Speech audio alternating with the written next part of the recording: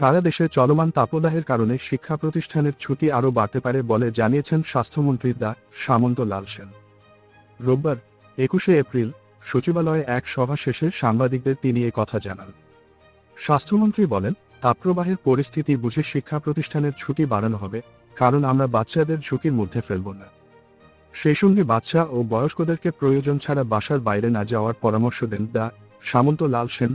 এছাড়া হাসপাতালগুলোকে প্রতিকূল পরিস্থিতির জন্য প্রস্তুত রাখতে বলা হয়েছে বলেও জানান মন্ত্রী। প্রসঙ্গত, রমজান, ঈদ ও বৈশাখের টানা ২৬ দিনের ছুটি কাটিয়ে আজ রোববার শিক্ষা প্রতিষ্ঠান খুলে দেওয়ার কথা ছিল, তবে দেশের বিভিন্ন অঞ্চলের ওপর দিয়ে বয়ে যাওয়া তীব্র তাপপ্রবাহের কারণে ছুটি আরও বাড়ানোর দাবি জানায় অভিভাবক ঐক্য ফোরাম। সার্বিক দিক বিবেচনা করে শনিবার ২০শে এপ্রিল সরকার ছুটি বাড়ানোর ঘোষণা দেয়।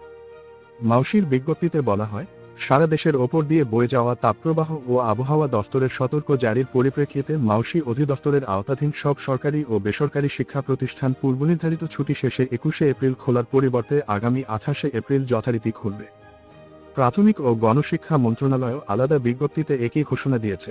মন্ত্রণালয়ের জ্যেষ্ঠ তথ্য কর্মকর্তা মাহবুবুর রহমান তুহিনের সই করা বিজ্ঞপ্তিতে বলা হয়, চলমান তাপপ্রবাহে শিশু শিক্ষার্থীদের স্বাস্থ্য সুরক্ষা বিবেচনায় ২১ থেকে ২৭শে এপ্রিল পর্যন্ত সব সরকারি প্রাথমিক বিদ্যালয়, শিশু কল্যাণ ট্রাস্টের বিদ্যালয়সমূহ ও উপানুষ্ঠানিক শিক্ষা ব্যুরো লার্নিং সেন্টারগুলো বন্ধ থাকবে।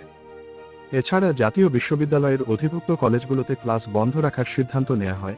জাতীয় বিশ্ববিদ্যালয়ের জনসংযোগ দফতরের পরিচালক আতাউর রহমান এ তথ্য জানান।